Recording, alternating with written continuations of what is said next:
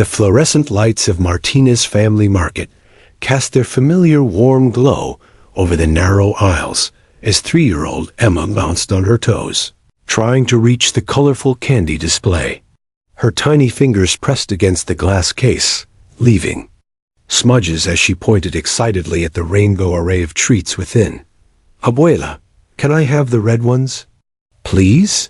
Emma's voice carried that special blend of sweetness and determination that only toddlers possess. Her dark curls bounced as she turned to face her grandmother, Maria Martinez, who was restocking shelves behind the counter with practiced efficiency. Maria smiled, her weathered hands pausing on a box of cereal.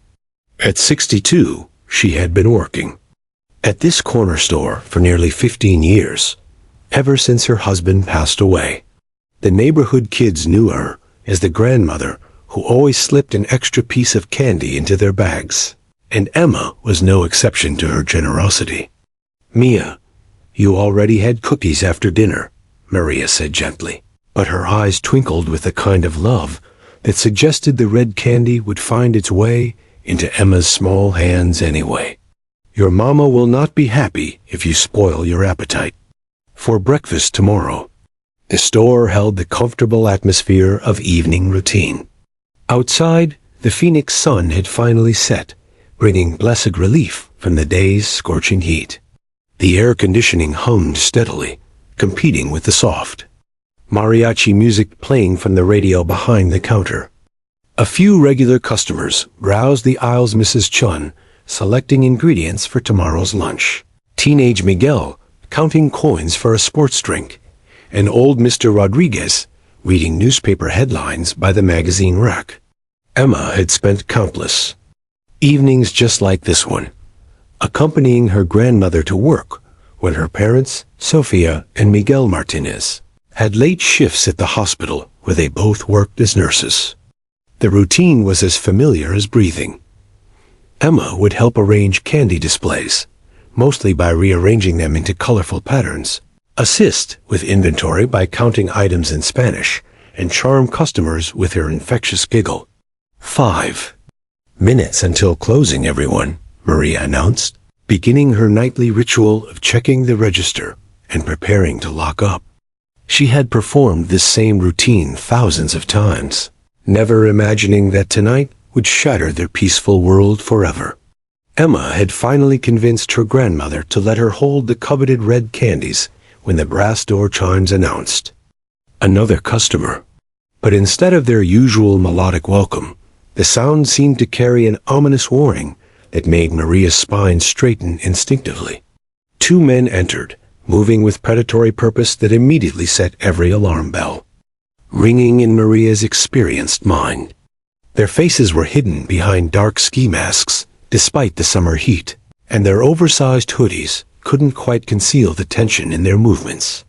The taller one surveyed the store with calculating eyes visible through the mask's openings, while his companion moved to block the door behind them. "Nobody move!" The command exploded through the peaceful atmosphere like a gunshot. The taller man's voice was harsh, desperate, carrying the dangerous edge of someone with nothing left to lose. In his right hand, a black pistol gleamed under the fluorescent lights, its barrel sweeping across the frozen customers like a deadly promise. Emma's candy clattered to the floor, bright red pieces scattering across worn linoleum as her young mind struggled to process the sudden transformation of her safe space into something from her worst nightmares. Her grandmother's sharp intake of breath was the only sound in the store, as time seemed to crystallize around this moment of terror. Everyone on the ground. "Now!" The second gunman shouted, his weapon trained on the customers, who stood paralyzed by shock and fear. Mrs. Chun's grocery basket tumbled from nerveless fingers, sending cans rolling across the floor in metallic percussion. Miguel dropped his sports drink, the plastic bottle bouncing twice before settling against a shelf. Mr. Rodriguez's newspaper fluttered to the ground like wounded wings. Maria's maternal instincts overrode her own fear as she saw Emma standing exposed beside the candy display. small and vulnerable in her bright yellow dress. "Emma, come to Abuela," she whispered urgently, extending her arms toward her granddaughter, while keeping her movements slow and non-threatening. But Emma was frozen, her 3-year-old mind unable to comprehend why the nice store where she played every evening had suddenly become a place of shouting and scary men with angry eyes. Her stuffed elephant, a constant companion named Peanut, hung limply from one small hand as she stared in wide-eyed terror at the masked figures. "Move it, old lady. Empty that register before I decide you're not worth keeping around." The taller gunman's voice cracked with the strain of desperation, and Maria recognized the sound of someone who had crossed lines they could never uncross. Her hands shook as she opened the cash drawer, muscle memory guiding her through the familiar motion even as her mind reeled with protective fury and helpless fear. "Please," Maria's voice was steady despite her trembling hands. "There's a baby here. Don't hurt my grandbaby. Take whatever you want, but please don't hurt her." Emma finally moved, her survival instincts overcoming paralysis as she dove behind the counter, pressing herself against the wooden cabinet where her grandmother kept extra inventory. She clutched Peanut to her chest, the familiar softness of worn fabric providing minimal comfort in a world that had suddenly become incomprehensible and terrifying. Through the crack between cabinet and counter, Emma watched as the bad men took her grandmother's money, their angry voices mixing with the mariachi music that still played cheerfully, oblivious to the horror unfolding below its melody. She saw Mrs. Chun crying silently on the floor, saw Miguel's hands shaking as he surrendered his wallet, saw her beloved grandmother's face etched with fear and desperate love. The robbery lasted less than 5 minutes, but for Emma, those minutes stretched into an eternity of confusion, terror, and the dawning realization that the world wasn't always safe, even in the places where she felt most loved and protected. When the door chimes finally announced the gunman's departure, their brass voices rang with the hollow echo of innocence, lost forever. Detective Sarah Chun had seen her share of traumatized witnesses in her 15 years with the Phoenix Police Department, but nothing had prepared her for the sight of 3-year-old Emma Martinez, curled in a hospital bed, staring at the ceiling with eyes that had witnessed too much. The child hadn't spoken a single word in 2 weeks, not since that terrible night at her grandmother's store. She won't eat, won't play, won't even acknowledge her parents most of the time. Dr. Amanda Rodriguez, the pediatric psychiatrist, explained as she and Detective Chun stood outside Emma's room at Phoenix Children's Hospital. Classic signs of severe trauma in a child this age. The human mind, especially one so young, sometimes shuts down completely when faced with experiences it can't process. Through the glass window, Detective Chun watched Sofia and Miguel Martinez sitting vigil beside their daughter's bed. Sofia held Emma's favorite picture book, reading quietly, even though Emma showed no response. Miguel clutched a small stuffed unicorn they'd brought from home, hope and desperation written across his exhausted features.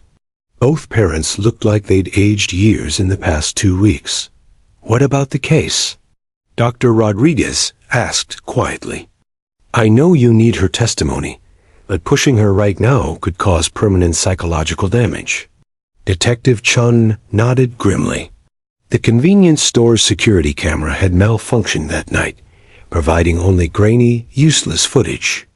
The other witnesses could describe the general appearance of the masked gunman, but Emma was the only one who had been close enough to potentially identify distinguishing features, voices, or mannerisms that could lead to arrests.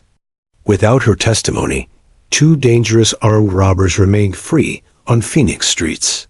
"I have an idea," Detective Chun said slowly, her mind turning to her 4-legged partner waiting in the police cruiser outside. "It's unconventional, but it might just work." Rex had been Detective Chun's canine partner for 3 years, a German shepherd with an extraordinary gift for reading human emotions. Originally trained in narcotics detection, Rex had shown such remarkable intuition with traumatized victims that he'd received additional training in victim assistance therapy. His calm presence had helped abuse victims find their voices, comforted families of murder victims, and even assisted in hostile negotiations where his peaceful energy could diffuse dangerous situations. You want to bring a police dog into a children's hospital? Dr. Rodriguez raised an eyebrow, but Detective Chun could see the curiosity in her expression. Rex isn't just any police dog, Detective Chun explained. He's trained specifically for situations like this. Dogs have an ability to reach trauma victims in ways that humans sometimes can't. They don't judge, don't demand responses, don't carry the emotional weight that we do. To Emma, Rex would just be a gentle, patient friend. After hours of paperwork, hospital approvals, and careful coordination with Emma's parents, Detective Chun finally led Rex through the pediatric wing's corridors.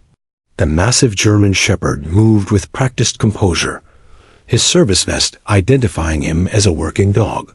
Nurses and other patients' families watched with curiosity and delight as the beautiful animal padded silently beside his handler.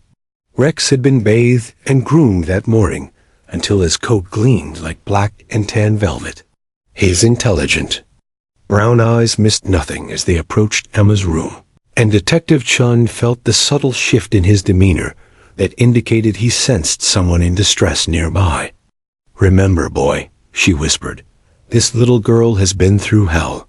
She needs to know she's safe." When they entered Emma's room, Sophia looked up with surprise and concern. "A dog? In the hospital?"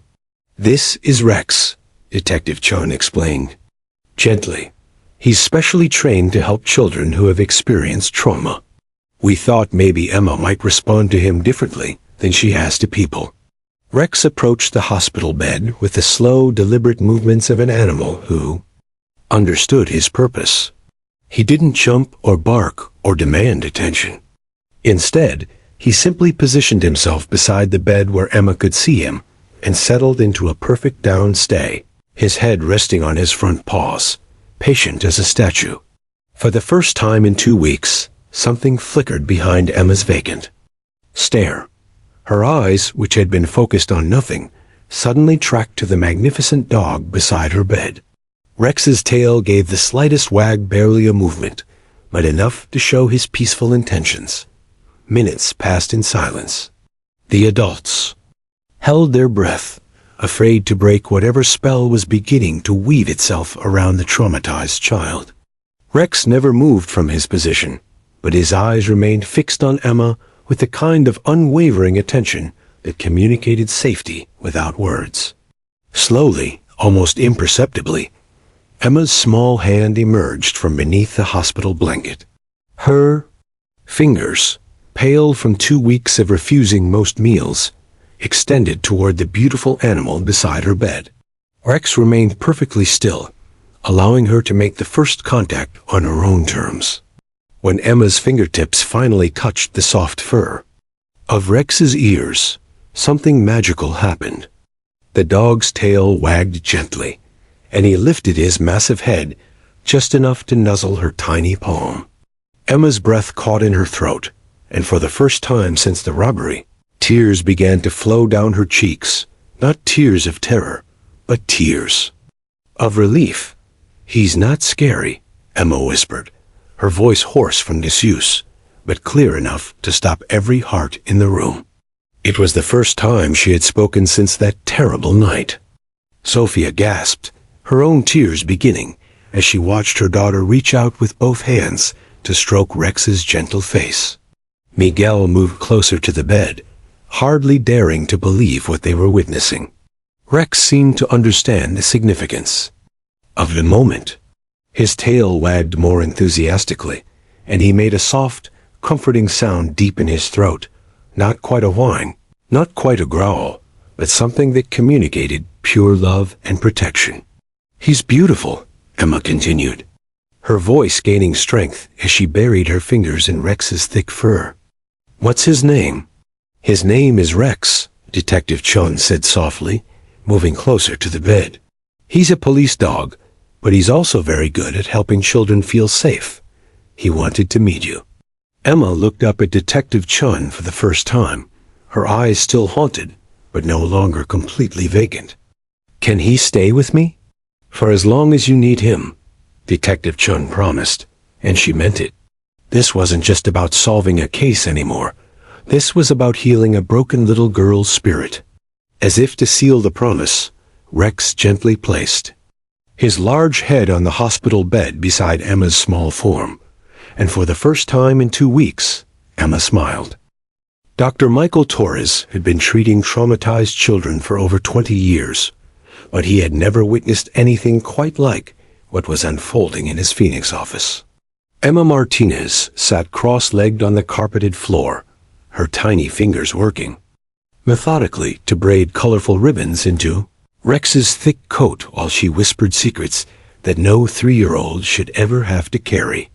"The bad men had angry eyes, Rex," Emma confided to the German shepherd, who lay perfectly still as she decorated him with purple and pink ribbons. "They made loud noises that hurt my ears, and Abula's hands were shaking like leaves when the wind blows really hard."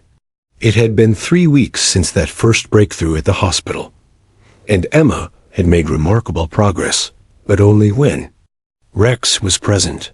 Without her 4-legged guardian, she would retreat into selective mutism, her small body trembling at unexpected sounds. With Rex beside her, she transformed into a chatty, animated child who seemed determined to share every detail of her ordeal with her canine confidant. Dr. Torres observed from his chair, taking careful notes while trying to remain as unobtrusive as possible. Emma rarely addressed him directly, but she had no problem discussing her trauma with Rex, who absorbed every word with the patient attention of a trained therapist. Detective Chun sat quietly in the corner, equally fascinated by the unique therapeutic relationship developing before their eyes. "You know what, Rex?" Emma continued, switching to Spanish, as she often did when emotions overwhelmed her English vocabulary. "Los hombres malos smelled funny, like when Papa forgets to take out the garbage and it gets all yucky." She wrinkled her nose at the memory, then looked directly into Rex's intelligent brown eyes. "But you smell good, like sunshine and that special soap Mama uses for my bath." The breakthrough had come during their second session when Dr. Torres introduced play therapy techniques. Traditional talk therapy was impossible with a traumatized toddler, but children Emma's age could process experiences through play, especially when they felt completely safe. Rex's presence provided that safety net, allowing Emma to explore her memories without fear. "Emma, can you show Rex what happened that night using these?" Dr. Torres had suggested, gesturing to a collection of dollhouse figures, toy buildings, and miniature furniture arranged on a low table. Emma's face had lit up with the kind of enthusiasm usually reserved for ice cream or playground visits. "Rex needs to see so he can catch the bad men," she declared with the absolute confidence that only children possess. What followed was the most detailed reconstruction of a crime scene Dr. Torres had ever witnessed from such a young witness. Emma positioned the dollhouse to represent her grandmother's store, carefully placing tiny furniture to match her memories. She selected dolls to represent each person present that night, narrating their positions and actions with startling accuracy. "This is Abuela," Emma explained, holding up a gray-haired doll. She was putting the cereals on the shelf, like this. She demonstrated the restocking motion. Then her expression darkened. Then the door made the scary sound, and these bad men came in. She picked up 2 male dolls, moving them with jerky, aggressive motions that mimicked the robbers' behavior. Rex watched intently as Emma recreated the robbery. His ears pricked forward with the alertness of a working dog processing crucial information. When Emma positioned the bad men dolls near the cash register, Rex actually whined softly, as if he could sense the child's distress through her play. "The tall one walked funny," Emma continued, making one doll limp slightly as she moved it across the dollhouse floor. Like when I hurt my knee at the playground and had to walk careful like. And his voice was scratchy, like Abuelo's voice was before he went to heaven. Dr. Torres exchanged meaningful glances with Detective Chun. A distinctive limp and raspy voice were exactly the kind of identifying details that could help solve the case. But Emma would never have shared these observations with adult questioners. Rex, however, was different. He was her protector, her confidant, the one being in her world who made her feel completely safe. "Did you notice anything else about the bad men, Mia?" Dr. Torres asked gently, hoping to encourage more details without breaking the spell of Emma's connection with Rex.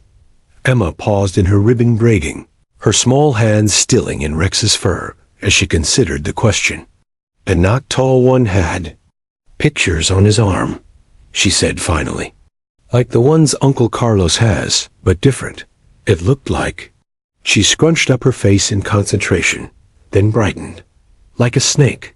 A green snake that went around and around his wrist like a bracelet." Detective Chun's pen moved rapidly across her notepad. A snake tattoo wrapped around the wrist would be incredibly distinctive, the kind of detail that could identify a suspect in police databases. Emma's 3-year-old mind had captured and retained crucial evidence that adult witnesses had missed entirely. But the real breakthrough came when Emma began drawing. Dr. Torres provided large sheets of paper and a box of crayons, suggesting that Emma might want to draw pictures for Rex to help him understand her story better. The resulting artwork was both heartbreaking and revealing. Emma's first drawing showed the convenience store in childish, but recognizable detail shelves lined with rectangles representing products, a counter with a cash register, even the candy display where she'd been standing. But dominating the center of the picture were two large, dark figures with angry red scribbles for faces and exaggerated hands, reaching toward a smaller figure cowering behind the counter. "This is me hiding," Emma explained to Rex, pointing to the small figure clutching what appeared to be a stuffed animal. "I was so scared, but then I remembered you, even before I knew you. I pretended you were there protecting me." Her second drawing was entirely different. This one showed the same store, but now a large, noble-looking dog stood between the bad men and the little girl. The dog in the picture was clearly Rex, complete with his distinctive black and tan coloring and alert, protective stance. "This is how it should have been," Emma told Rex solemnly. "You would have scared the bad men away, and nobody would have been scared." She leaned against the big dog's side, and Rex responded by gently licking her cheek, earning a genuine giggle, the first truly joyful sound Emma had made since the robbery. Dr. Torres marveled at the healing power of the human-animal bond he was witnessing. In just 3 sessions with Rex, Emma had shared more therapeutic information than many adult patients revealed in months of traditional therapy. The dog had become her emotional anchor, the safe harbor that allowed her to navigate the turbulent waters of trauma and emerge with her spirit intact. Dr. Michael Torres had been treating traumatized children for over 20 years, but he had never witnessed anything quite like what was unfolding in his Phoenix office. Emma Martinez sat cross-legged on the carpeted floor, her tiny fingers working methodically to braid colorful ribbons into Rex's thick coat while she whispered secrets that no 3-year-old should ever have to carry.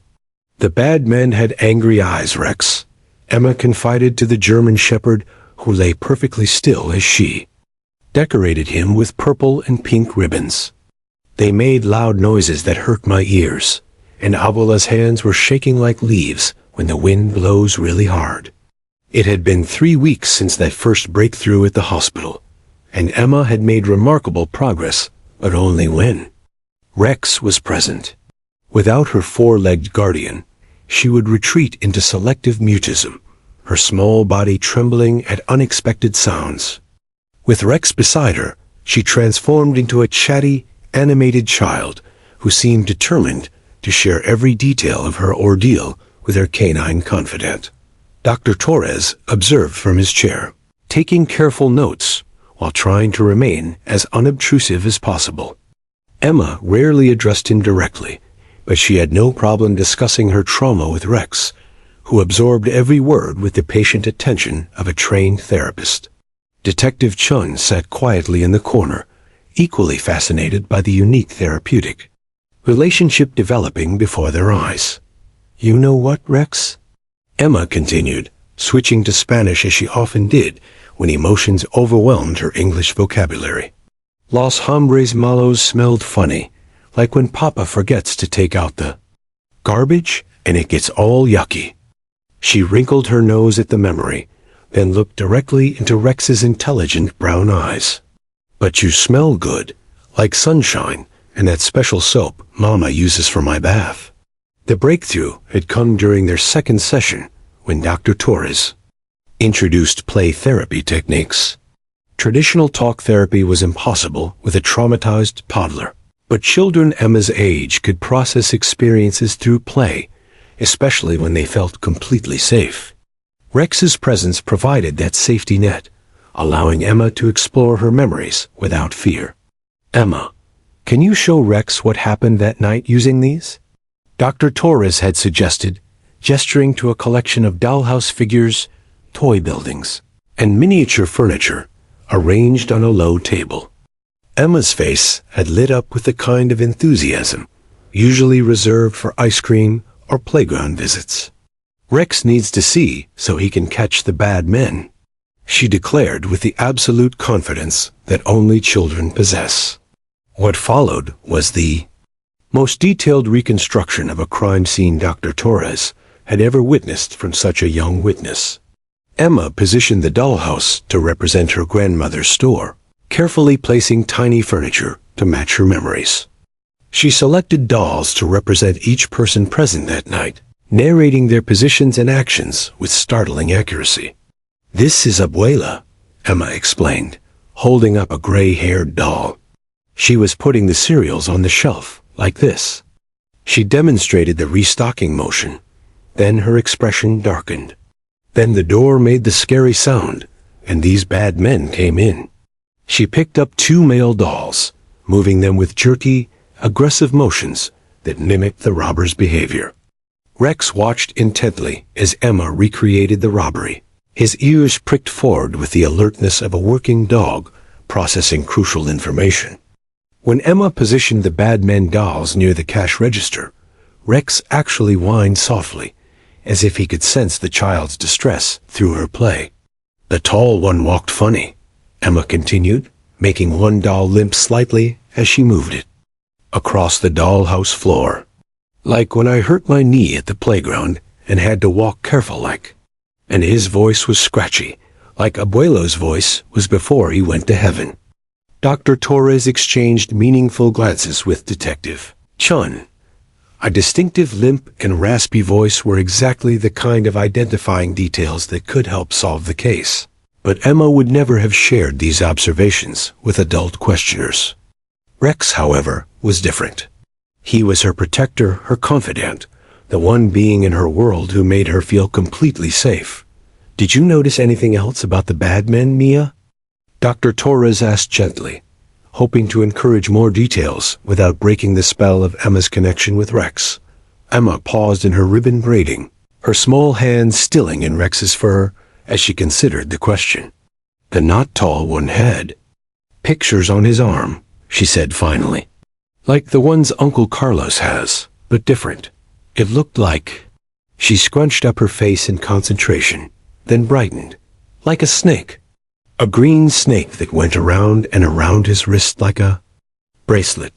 Detective Chun's pen moved rapidly across her notepad.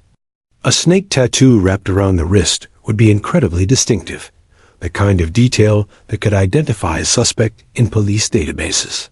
Emma's 3-year-old mind had captured and retained crucial evidence that adult witnesses had missed entirely. But the real breakthrough came when Emma began drawing. Dr. Torres provided large sheets of paper and a box of crayons. suggesting that Emma might want to draw pictures for Rex to help him understand her story better. The resulting artwork was both heartbreaking and revealing. Emma's first drawing showed the convenience store in childish but recognizable detail shelves lined with rectangles representing products, a counter with a cash register, even the candy display where she'd been standing. But dominating the center of the picture were two large, dark figures with angry red scribbles for faces and exaggerated hands, reaching toward a smaller figure, cowering behind the counter. "This is me hiding," Emma explained to Rex, pointing to the small figure clutching what appeared to be a stuffed animal. "I was so scared, but then I remembered you. Even before I knew you, I pretended you were there protecting me." Her second drawing was entirely different. This one showed the same store, but now a large, noble-looking dog stood between the bad men and the little girl. The dog in the picture was clearly Rex, complete with his distinctive black and tan coloring and alert, protective stance. "This is how it should have been," Emma told Rex solemnly. "You would have scared the bad men away, and nobody would have been scared." She leaned against the big dog's side, and Rex responded by gently licking her cheek, earning a genuine giggle, the first truly joyful sound Emma had made since the robbery. Dr. Torres marveled at the healing power of the human-animal bond he was witnessing.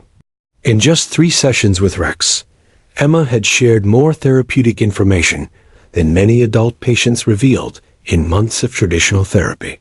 The dog had become her emotional anchor, the safe harbor that allowed her to navigate the turbulent waters of trauma and emerge with her spirit intact.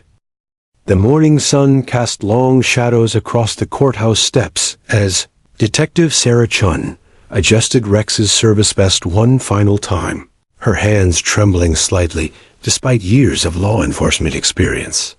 Today wasn't just another day in court. It was the day that would either make legal history or end in devastating failure for a little girl who had already endured far too much.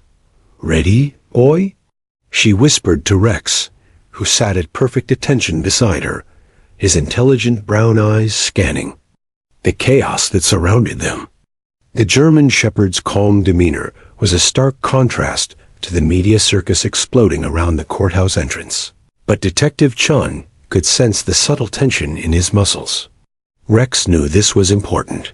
Emma Martinez emerged from her father's car wearing her favorite pink dress, the one with tiny flowers embroidered along the hem that her grandmother Maria had sewn by hand during long evenings after work. Sophia had spent an hour that morning carefully braiding Emma's dark curls with matching pink ribbons, trying to create some semblance of normalcy in a day that would be anything but normal.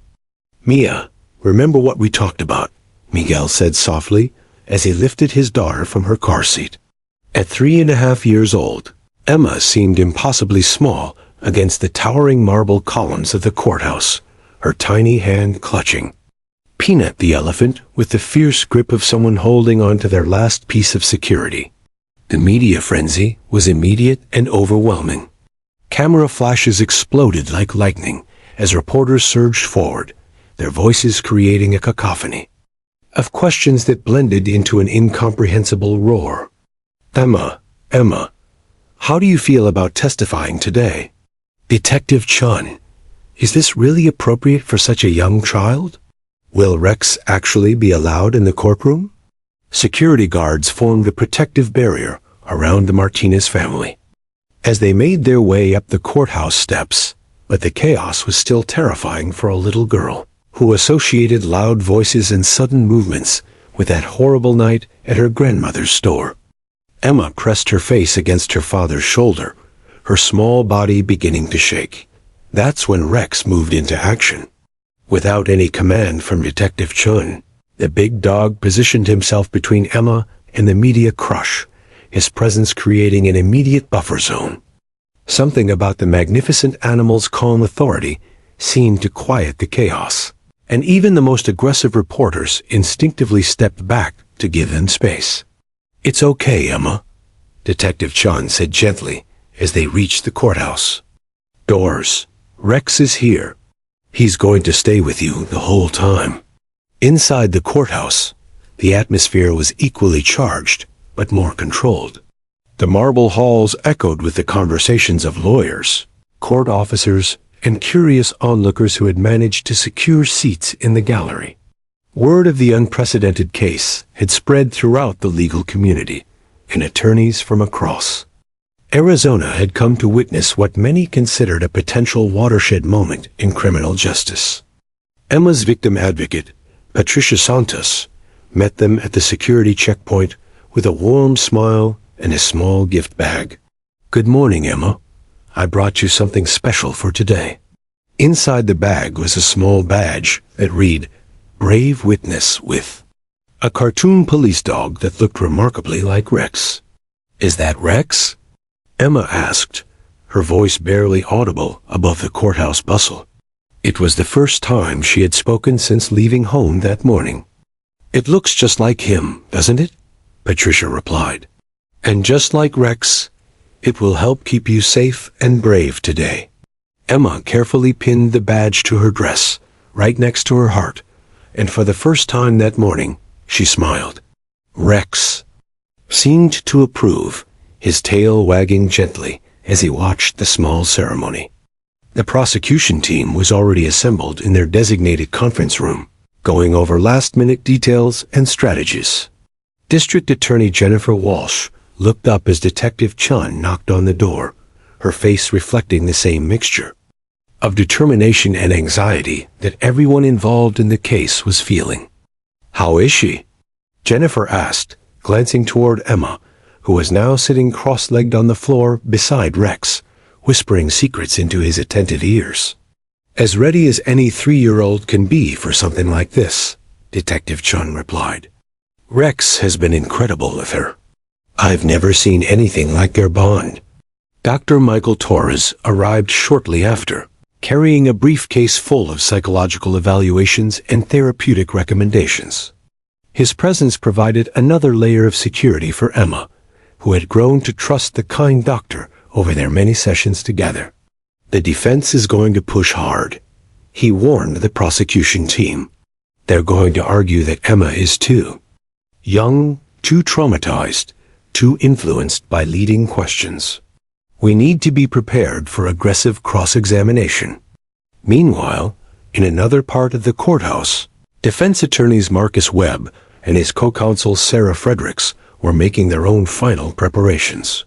Their clients, Robert "Snake" Morrison and James Kowalski, sat in orange jumpsuits and handcuffs, their faces showing a mixture of defiance and worry. Morrison, the taller of the two, bore the distinctive limp that Emma had observed during the robbery. His forearms were covered with tattoos, including the green snake wrapped around his wrist. That would prove to be his downfall. Kowalski, whose raspy voice had terrified a little girl trying to pick out candy, chain-smoked in the designated area outside the courthouse until the last possible moment. "Remember," Webb instructed his clients, "maintain eye contact, look remorseful but not guilty, and whatever you do, don't react if that kid says something that gets to you. The jury will be watching every expression, every gesture."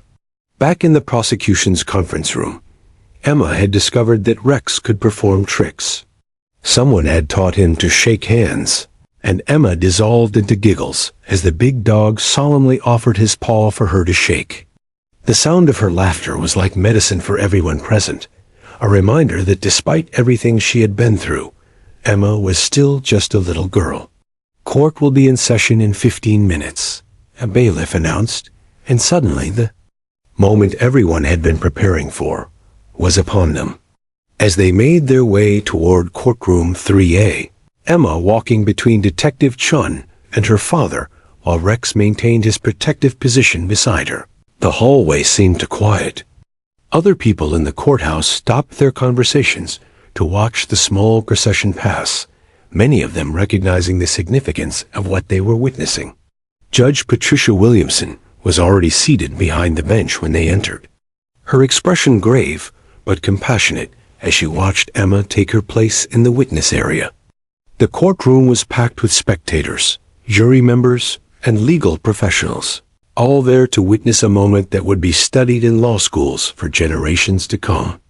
Emma looked up at the judge, then down at Rex, who had positioned himself exactly where they had practiced, close enough for comfort, but not disruptive to the proceedings. She clutched Peanut the elephant in one arm, while her other hand rested on Rex's head, and for the first time since entering the courthouse, she felt ready to tell her story. The witness chair had been specially modified for Emma's small frame, but even with the adjustments, she looked impossibly tiny, perched behind the mahogany witness stand. Her pink dress, with its hand-embroidered flowers, seemed like a splash of innocence in the stark, formal courtroom, and her legs dangled several inches above the footrest, despite the booster cushion placed beneath her.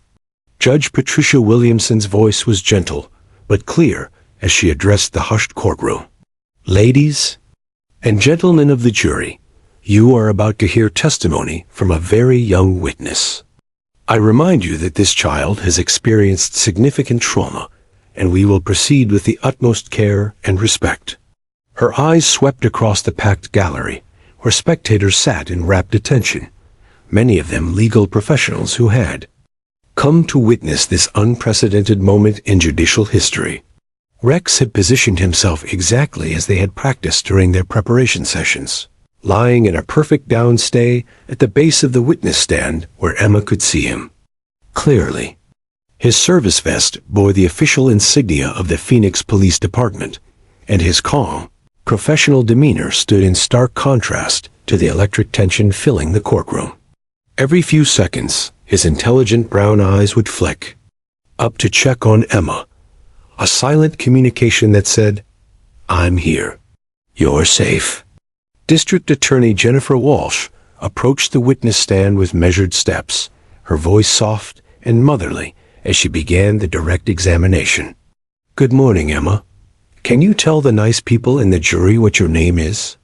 Emma's voice was barely above a whisper, but the courtroom's acoustics carried her words clearly to every corner of the room. "Emma Sophia Martinez." She clutched Peanut the elephant against her chest with one arm, while her free hand instinctively reached down to touch Rex's head, drawing strength from the contact.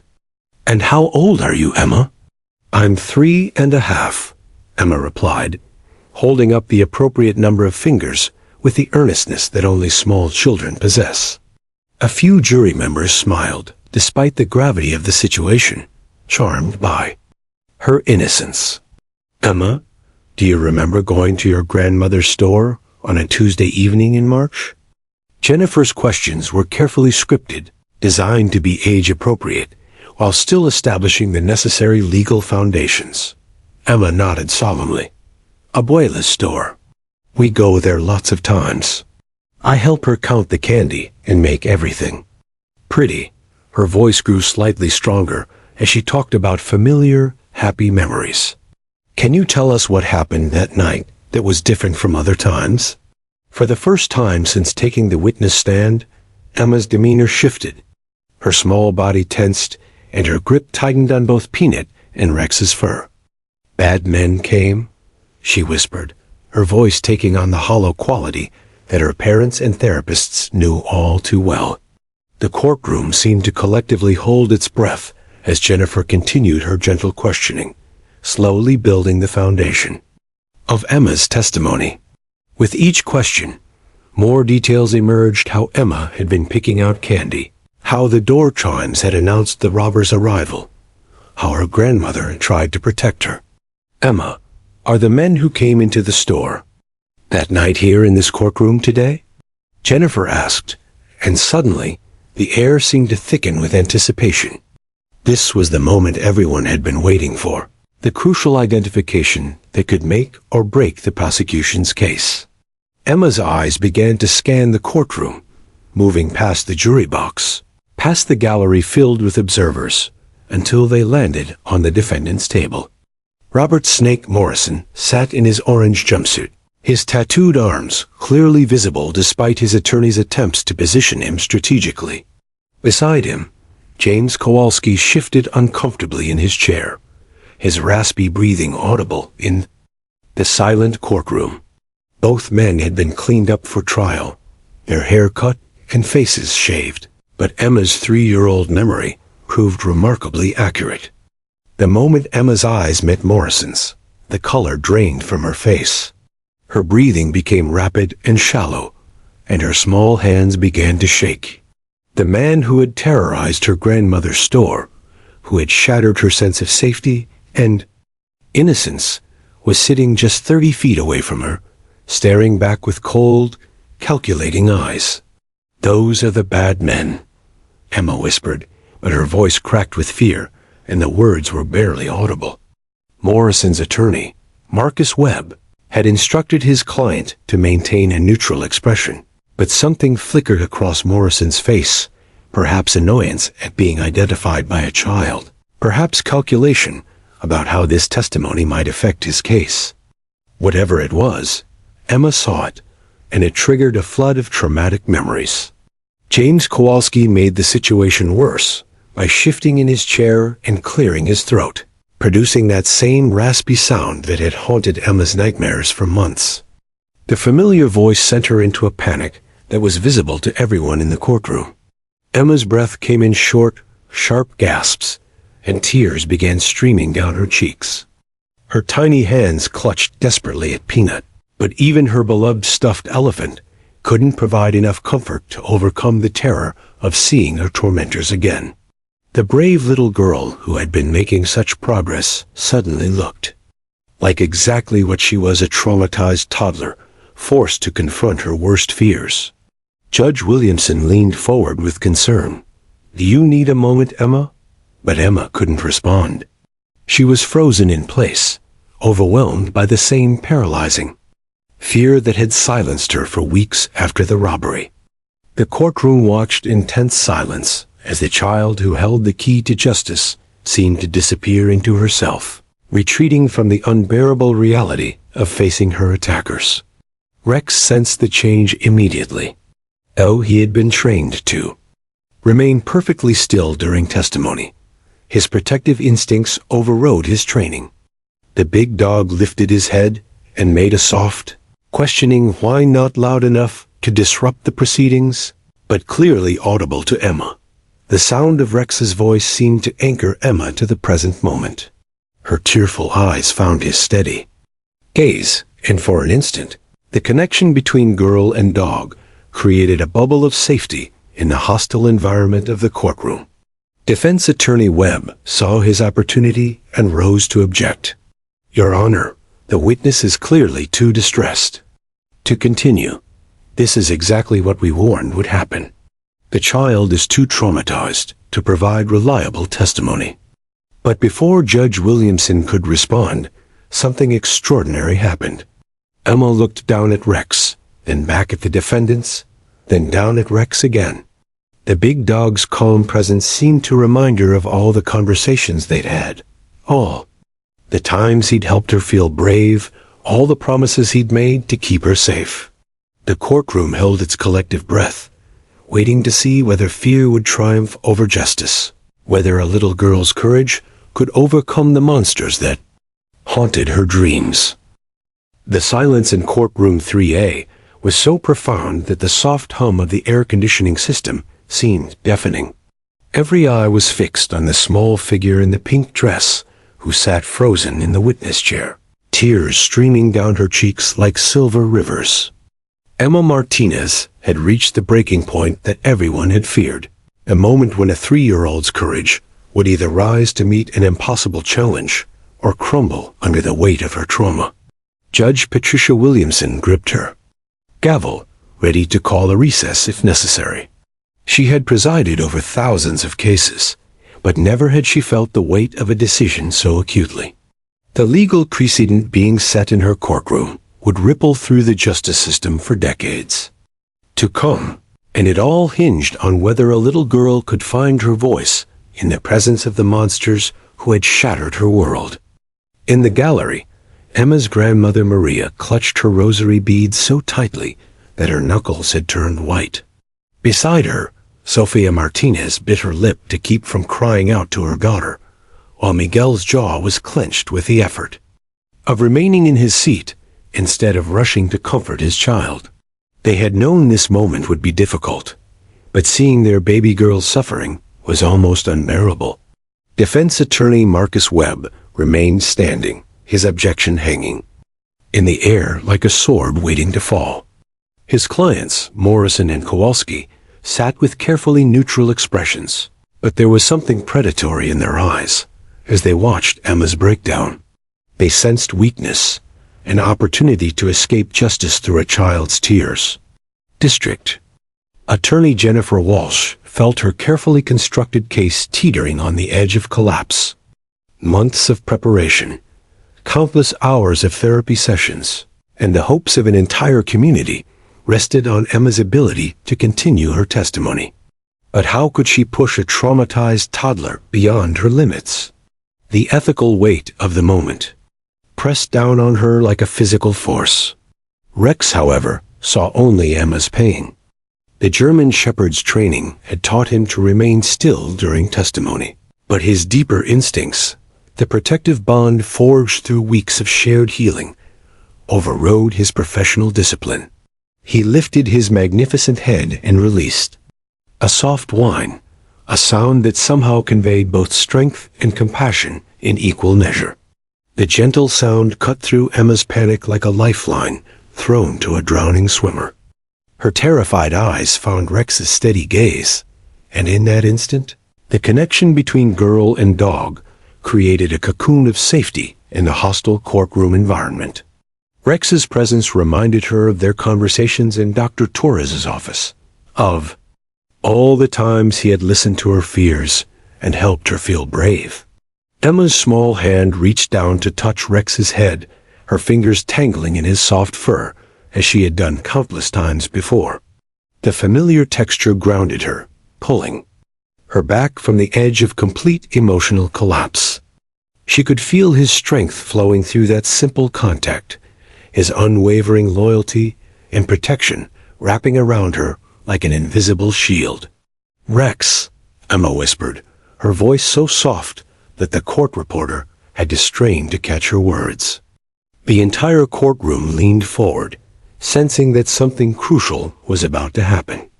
Emma looked down at her four-legged protector, and suddenly the words came tumbling out with the raw honesty that only children possess.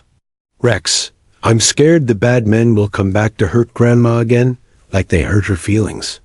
Her voice was barely above a whisper, but the courtroom's acoustics carried every word to the farthest corners of the room. The admission hung in the air, like a confession of the deepest kind of vulnerability. Emma wasn't just afraid for herself. She was terrified that her testimony might somehow bring more harm to the grandmother she loved so desperately. The weight of that responsibility was crushing for someone not yet 4 years old. But Emma wasn't finished. She placed both of her tiny hands on Rex's massive head, looking directly into his intelligent brown eyes, as if he were the only being in the world who could understand her fear. "But you promised to keep us safe forever, didn't you? Even when I can't see you?" A question carried the absolute trust that children reserve for their most beloved protectors. To Emma, Rex wasn't just a therapy dog or a police officer's partner. He was her guardian angel, her knight in shining armor, the one constant source of strength in a world that had proven it could be dangerous and unpredictable.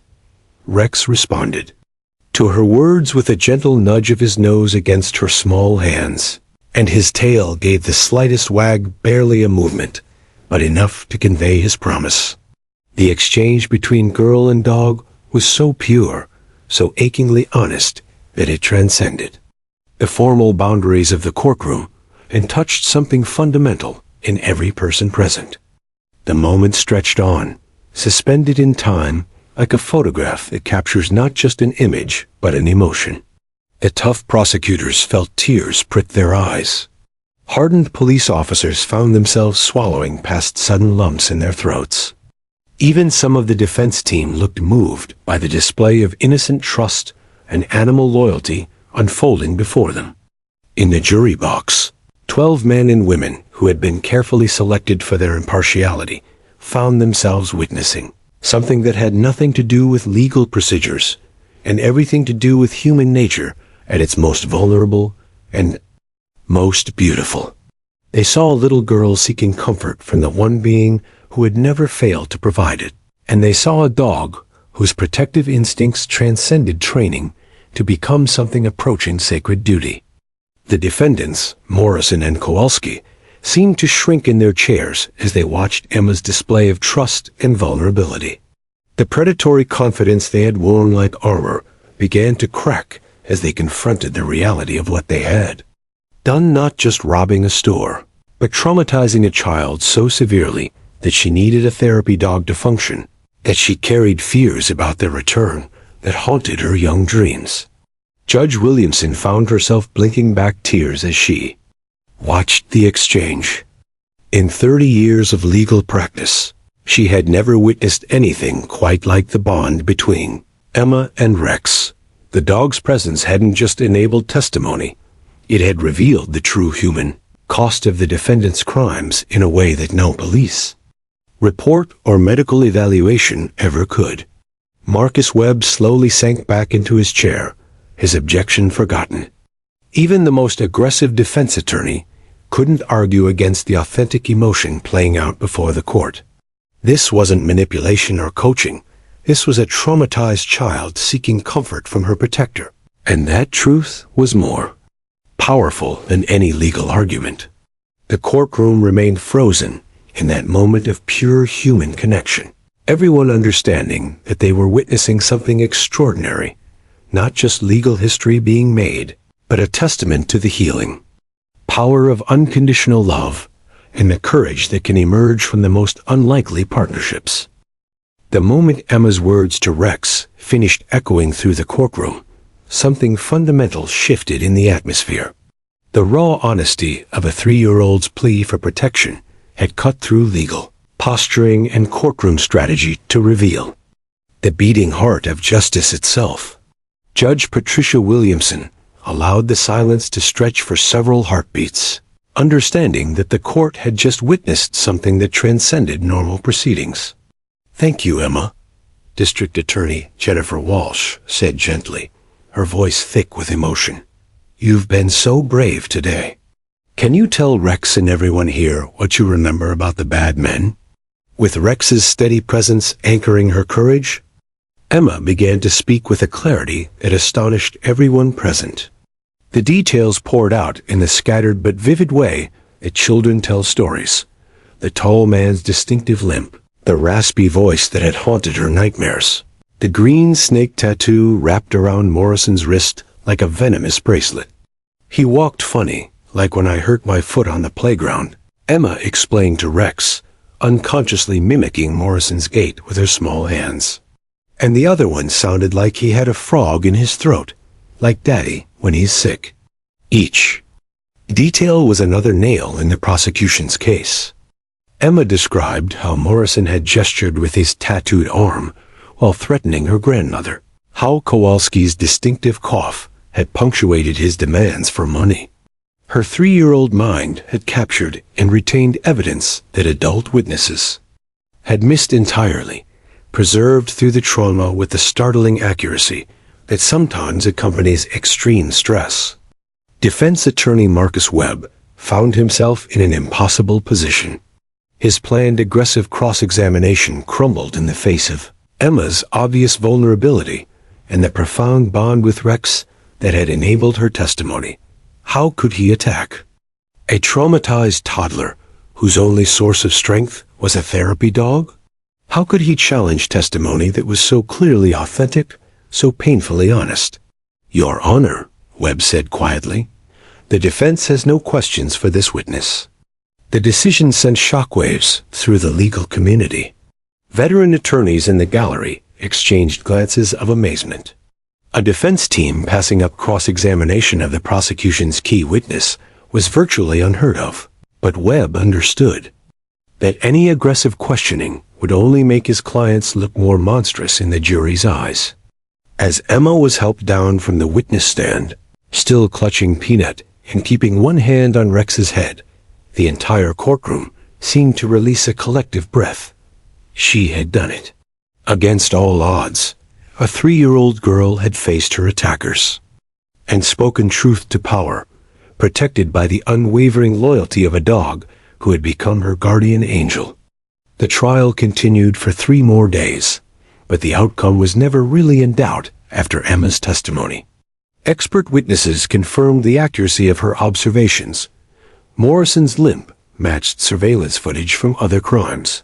Kowalski's voice patterns aligned with recorded 911 calls from the robbery, and the distinctive tattoo was documented in police databases from previous arrests. When the jury returned their verdict of guilty on all charges, Maria Martinez wept openly in the gallery, while Emma, sitting in her father's lap, whispered to Rex that the bad men couldn't hurt anyone anymore. The defendants were sentenced to 15 years in state prison, and Judge Williamson's ruling allowing Rex's presence was formally entered into legal precedent. But the real victory was still to come. 6 months later, the Martinez family gathered in their backyard for Emma's 4th birthday party, and the guest of honor wasn't wearing a pink dress. It was Rex, sporting a red party hat that kept sliding over one ear despite Detective Chun's best efforts to keep it in place. The big German Shepherd had officially retired from active police duty to become Emma's full-time companion, adopted by the Martinez family through a special program for therapy animals. "Rex, you look silly," Emma giggled, adjusting his party hat before throwing her arms around his neck in a hug that spoke of complete trust and unconditional love. The nightmares that had plagued her for months had finally stopped, replaced by dreams of adventures with her 4-legged best friend. Detective Chun watched from the patio, a bittersweet smile on her face as she observed the partnership that had changed both their lives. Training a new canine partner would be challenging, but seeing Emma's transformation made every sacrifice worthwhile. The scared, silent child who had hidden behind a convenience store counter had become a confident, laughing little girl who faced the world with courage, borrowed from the dog who had never let her down. Dr. Michael Torres documented Emma's remarkable recovery in a case study that would be cited in psychology journals for years to come. Her therapy sessions had evolved from trauma treatment to normal child development, with Rex remaining a constant source of stability and comfort. The bond between them had become a healing force that extended beyond Emma herself, inspiring her entire family's recovery from the ordeal. The legal implications of Emma's testimony continued to ripple through courtrooms across America. The Martinez precedent became the foundation for allowing therapy animals to assist child witnesses. In dozens of states, law schools began teaching courses on trauma-informed justice, and police departments nationwide implemented programs pairing therapy dogs with victim services units. Emma's courage had not only brought her attackers to justice, but had opened doors for countless other children who would face similar challenges in courtrooms across the country. Judge Williamson received letters from child advocates, legal scholars, and families whose young witnesses had been helped by therapy animals, all citing Emma's case as the turning point that made their healing possible. As the birthday party continued into the evening, Emma fell asleep in the grass beside Rex, her small hand resting on his fur even in sleep. Miguel carried his daughter inside, while Rex followed protectively, taking up his familiar position beside her bed, the guardian who had promised to keep her safe forever, and who would never break that promise. The little girl who had once been too frightened to speak had found her voice through the love of a dog, and in doing so had changed the world just a little bit for the better. Sometimes the greatest courage comes in the smallest packages, protected by the most loyal hearts. And sometimes justice wears a service vest and answers to the name of Rex. In the end, love had triumphed over fear. hope had conquered trauma. And a girl and her dog had proven that even the darkest moments can give birth to the brightest beginnings.